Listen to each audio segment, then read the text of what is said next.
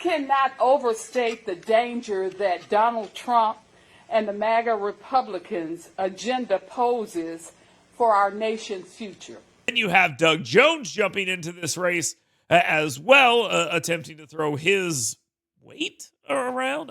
Does anyone care what Doug Jones thinks about anything in this state? Last week, he was running his mouth about Charlie Kirk and comparing him to George Wallace. The guy has clearly lost a step, but if you think you can use him to bring in votes, go ahead and go for it. I think that just further makes this race more partisan, which there's nothing wrong with that.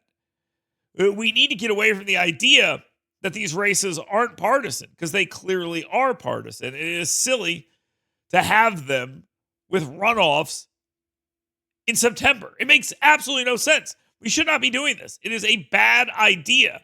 We should be working to make these races partisan, just like every other race. This includes school boards as well. We should do that. We've seen what happens when people are able to BS about what they believe on school boards in Huntsville in particular. The dumbest person ever elected in the state of Alabama was elected to a school board in Huntsville, mostly because they were able to BS about what they actually believed, and because if you don't make it easy, people aren't going to go look. And that is why we should move these elections and put them on the same schedule that we see with other races for Congress and for governor and for United States Senator and for state legislators. Put it all on the same schedule.